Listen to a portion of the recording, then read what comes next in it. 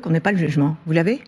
En détail, vous voulez dire l'énoncé précis du... Quand le Conseil d'État prend un arrêt qui a une portée aussi politique et fondamentale pour la vie de la nation, pour la vie démocratique de la nation, eh bien cette décision est publiée. Et là, en fait, elle n'est pas publiée. Vous l'avez eue, cette décision ? Vous l'avez eue ? Nos correspondants qui étaient dans le tribunal, oui, mais moi, j'y étais pas. Oui, mais on l'a raconté dans la journée. Mais enfin bon, ils ont donné le raisonnement de la présidente. Et le verbatim. Alors, moi, je trouve que cette décision n'est pas fondée en droit. Pas fondée en droit. Non, elle n'est pas fondée en droit. Sur l'exécution provisoire. Et il m'apparaît que, en fait, tout le monde a faux dans cette histoire. Tout le monde a faux. Et évidemment, en premier lieu, les juges. Alors, compte tenu de la génération à laquelle j'appartiens, j'ai en mémoire la phrase de Mitterrand, qu'on prête à Mitterrand au dernier Conseil des ministres. Les juges ont tué la monarchie, ils vont tuer la République.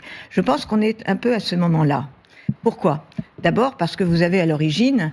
Alors, les faits sont incontestables, c'est-à-dire que c'est du financement de partis sur des collaborateurs parlementaires. Il n'y a pas mort d'homme, il n'y a pas enrichissement personnel, c'est pas non plus un crime épouvantable, c'est un délit, ça n'est pas bien, ça ne se fait plus, ça se faisait, et donc c'est condamnable.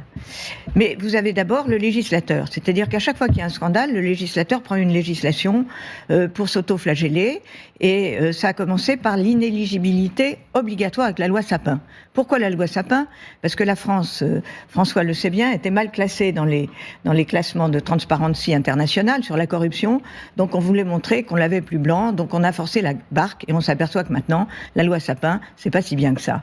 Et donc, on a instauré cette inéligibilité automatique, obligatoire, que le juge peut, disons, ne pas prononcer, mais en motivant, et qui a été prononcée dans tous les procès intéressants des politiques depuis cette loi.